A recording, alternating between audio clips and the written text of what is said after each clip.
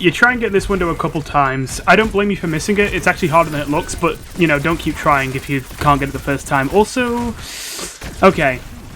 So, I think your Winston is, frankly, kind of bad, but you got the general idea what you're supposed to do, and he is a really good pick here, so he kind of works anyway. So, this bubble doesn't really achieve anything. It's way too early. I think you're trying to do it to save your Hanzo, but he dies anyway. Oh, wait, no, Kiriko died. Wait, sorry, was that... Am I blind? Was that Kiriko, not Hanzo, or was that Hanzo and Kiriko was behind him or something? Oh, that was Kiriko, my bad. Yeah, very early on that bubble. If you wait a little bit longer, you maybe save the Kiri, and also the bubble maybe gets used, because right now it's not being used. You're just kind of standing outside of it. But you get the kill on the Ramatra. Pretty easy kill, but still, you get it. I like that you waited to get your bubble back before you jumped in. However, I think you can already see what the problem is right here. I won't grill you for waking up the Kiri that the Ana slept. That's understandable. What I will grill you for is, first of all, you didn't jump high enough. Second of all, you didn't jump far enough. And third of all, you didn't put the bubble shield on high ground. Like, don't get me wrong, obviously you didn't even reach high ground, so you couldn't have. But even if you did reach high ground with this leap, I think you're pressing this too early, and I think this bubble shield would flop onto the ground and not help you. So you need to be waiting a little bit longer before you use bubble shield. So essentially all you've done there is you tickled the Kiri and woke them up, and you don't get a kill, unfortunately. It's the right idea. If you land that jump, that's pretty valuable, because the Kiri and the soldier both need to be pressured. That'd be great. And it's good that you at least get the healing pile on. But yeah, it definitely would have been a lot better if you landed your leaps. And I'm glad that you did that. Okay, I'm actually kind of surprised, because considering like what I was seeing on Winston, I kind of assumed that you wouldn't know that. But yeah, for those of you who don't know, if you're playing Winston, always, if you're going to land on top of someone, press your melee button just before you land. It's 40 extra damage for free. Like, literally no consequence. So, instead of dealing 50 damage when you land on someone, you deal 90 damage. It's literally just a free upside. Always take it. So, you forced out Swift Step from Kiri and it didn't even go anywhere, and that's nice. But now you got a Junkrat in your face. Also, you probably should have dealt with that soldier earlier, but you get him by accident, which is cool. And this is definitely when you start getting out. And you do. So, at least you know when to get back. I don't like this flank. I don't like it. Do you know why I don't like this flank? Now, luckily, you kind of realize almost immediately this wasn't a good idea, so although you don't get anything off of it, you do back off and you don't die for it. I don't like that flank, because sure, maybe it's unexpected that you come from there, but first of all, you got no cover there, the enemies can clearly see you approaching, and it takes ages for you to reach them. Your leap literally could not go far enough to reach them, so you didn't even get anything off of it. But even if you did just sit there and wait to get a little bit closer, as you're getting closer, there's no chance they don't see you and start shooting you from a distance where they can fight you and you can't fight them. So that's just a bad angle to play from.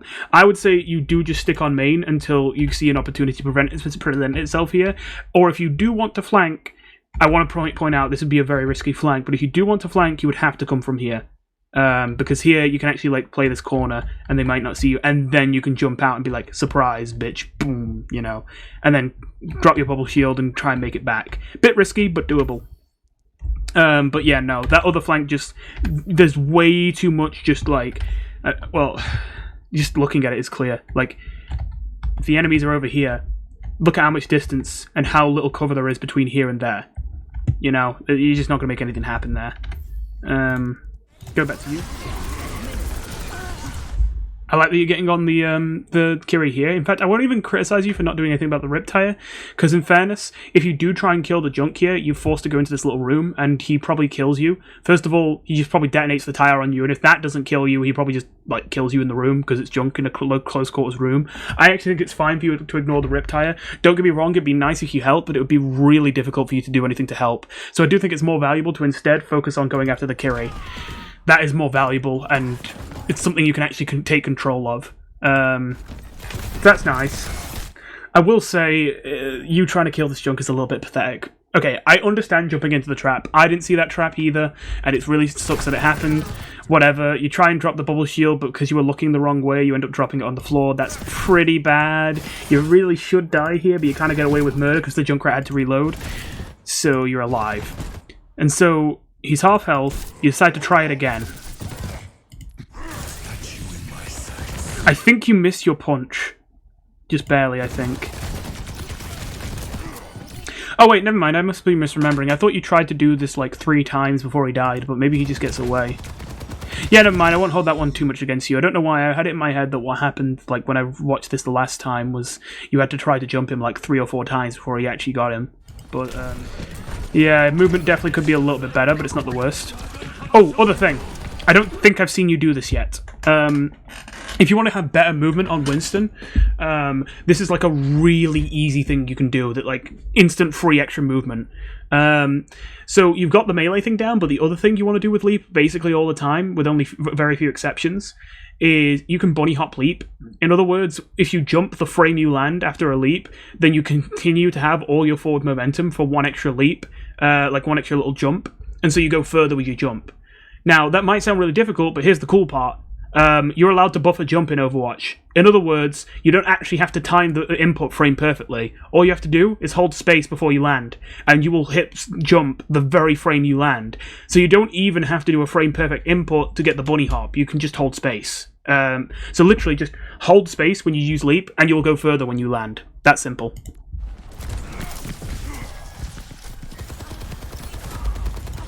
What are you doing? Okay, like, your hands will clean that up for you, but, like, how are you... What are you... Is it... The soldier, man? They're shooting your Ana. What are you doing? And why are you looking so high into the air? Like, oh, well, yeah, no, that's not great. It's not great.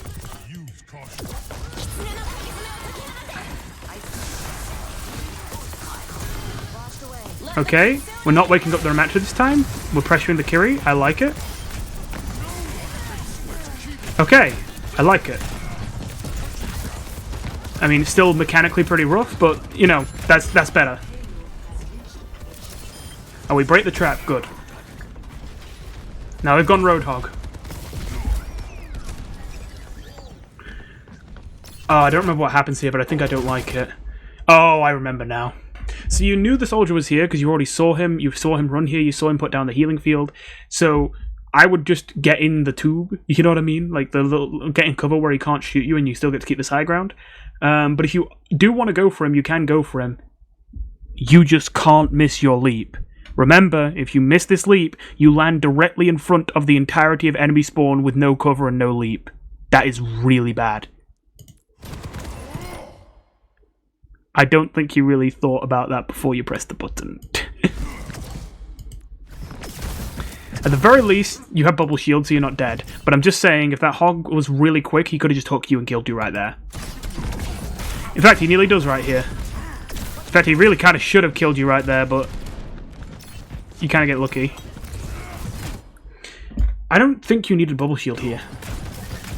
Yeah, I don't think you needed that.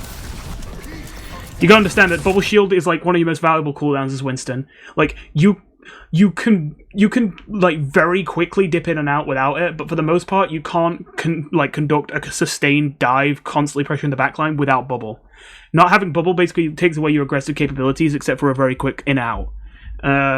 So having to use bubble when you're not even in the fight is pretty bad. It's not too bad if it helps your team too, but honestly I don't think your team needed it. They could just hide behind the payload if they needed cover. So... Okay. This is a great example of, like, you know, the whole good idea, bad execution.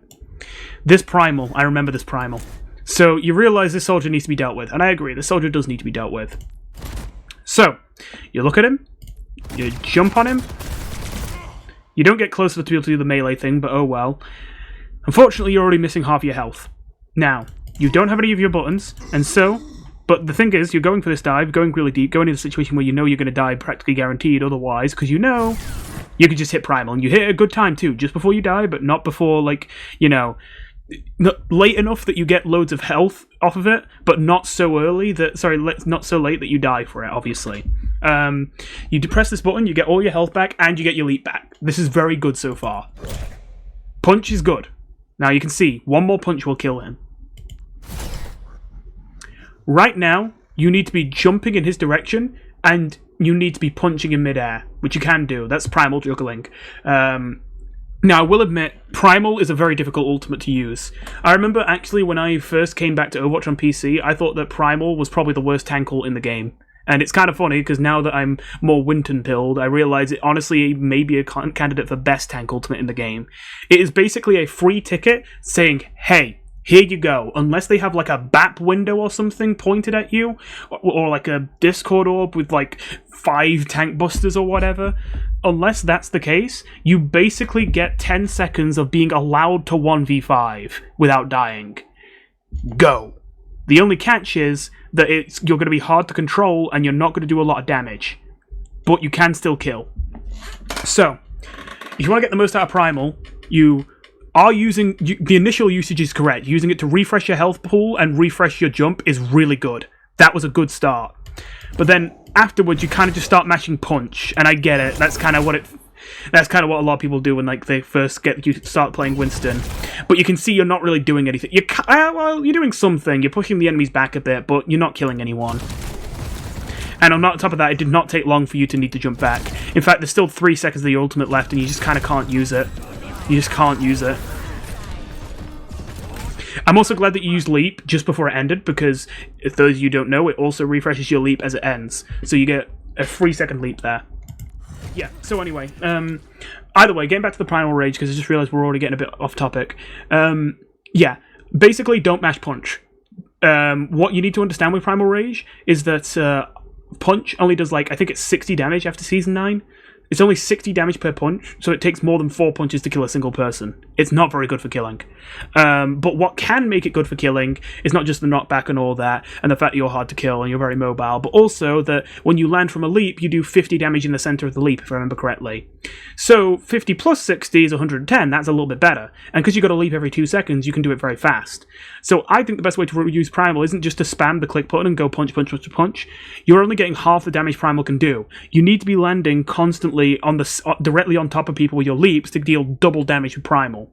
As well as that, whenever you do punch someone, you usually punch them too far away to land another punch. So if you need to land a second punch, you need to punch once, and then don't mash the button, don't punch again immediately. Instead, you wait, hit the leap, and then as you get close to the mid-air, you punch them again mid-air, which allows you to not only juggle people mid-air, if you need to push them to like a certain location, or like if you want to push them off the map or something, but it also allows you to kill in situations where you wouldn't otherwise. You saw earlier, the soldier's health dropped to 1 earlier, 1 punch to death, but you couldn't land the follow-up because you already buffered the next punch and you didn't leap towards him, and so he just gets healed by healing pile and a Lari beam.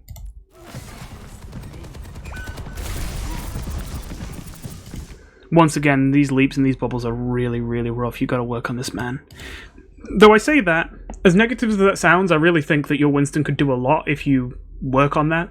It sounds very basic, but the very basics of just get in, get out, it seems to be in your head, and there's plenty of people who at least say that they never see any Winstons in metal ranks that know that they're supposed to go in, then get out. They just go in and go in and go in and die. So, I mean, you got that down. This is a bit of a weird one, but I want to point something out here. You could have saved your Kiri.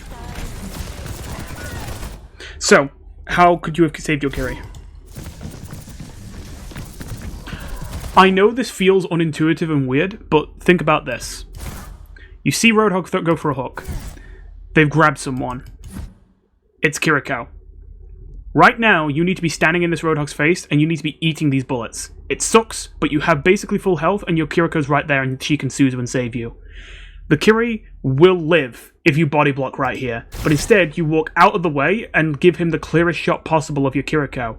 Meaning that now, Kiriko is forced to use Suzu to not die, but immediately after Suzu wears off, she just gets shot by a soldier. Because you didn't body block, that Kiriko is now dead, which now means you're down to support, which now means you can't even continue this fight. As well as that, even if you didn't body block, this would be a little bit harder, but there is a slight amount of knockback to leap, so you maybe could have interrupted his hook by leaping on top of him to boop him a little bit away from the Kiri, but that's definitely very niche, so I don't blame you for not thinking of that. Also, I don't know if that would even work with the new tank reduction knockback, because already the knockback on leap isn't very high, so with the 50% knockback reduction, maybe not, but that's just a second option anyway. Yeah, and it takes you a little bit too long to realise you're screwed and you gotta get out. But it is quite a quick death, in fairness.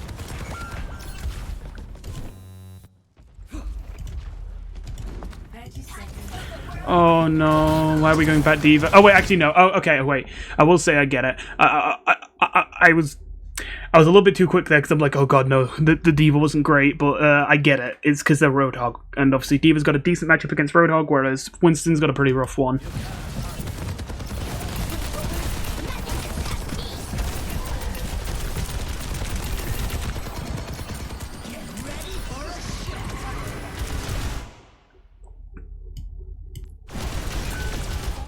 You kind of just gave up on that Tyan, man.